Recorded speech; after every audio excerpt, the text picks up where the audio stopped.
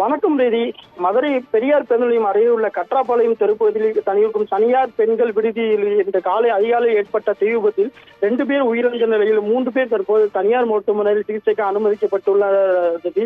இது தொடர்பாக மதுரையில் பெரும் பரபரப்பை ஏற்படுத்தியுள்ளது. ஏனென்றால் தொடர்ந்து மதுரையை பொறுத்தவரை ஏராளமான தனியார் விடுதிகள் இருக்கிறது.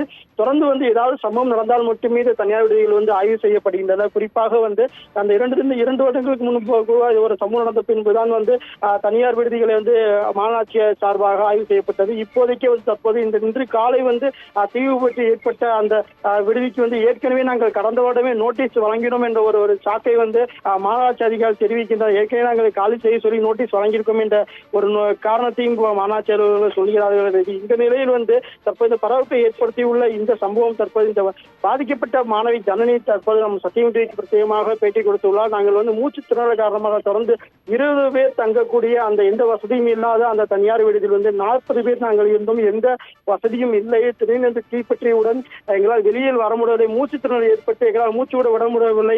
காப்பாற்ற யாரும் வரவில்லை என்று ஒரு தெரிவிக்கும்படி அந்த எக்ஸ்க்ளூசிவான பேட்டி நம்ம சத்தியம் தொலைக்காட்சி கொடுத்துள்ளார். தொடர்ந்து தற்போது இது முன்னாள் அமைச்சர் செல்லூர் ராஜு இப்ப பாதிக்கப்பட்ட அந்த சிறுமியை நேரில் பார்த்து தொடர்ந்து அந்த சிறுமிக்கு அரசு சார்பில் நிதி வழங்க வேண்டும், 20 லட்சம் நிதி வழங்க வேண்டும் என்ற கோரிக்கையும் முன்னாள் அமைச்சர் செல்லூர் ராஜு விடுத்துள்ளார். இது இந்நிலையில் மதுரையை ஒரு பரபரப்பான சூழலை காணப்படுகிறது. ஏனென்றால் தொடர்ந்து மதுரையை பொறுத்தவரை ஏராளமான சென்னைக்கு அடுத்தபடியாக இருக்கக்கூடிய மதுரையில் குறிப்பாக ஏராளமான கிராமத்தை சேர்ந்த பெண்கள், அது மதுரை மட்டுமில்லாமல் மதுரை, திண்டுக்கல், சிவகங்கை, ராமநாதபுரம் உள்ளிட்ட மாவட்டங்களில் இருந்து மதுரையில் தங்கி பயிலும் படிக்கும் மாணவர்களும் சரி, இங்கு வேலை பார்க்கும் மாணவர்களும் சரி 4 மணிக்கு எந்திரிச்சு பார்த்தா ரூம் ஃபுல்லாக ஒரே புகையாக இருந்துச்சு.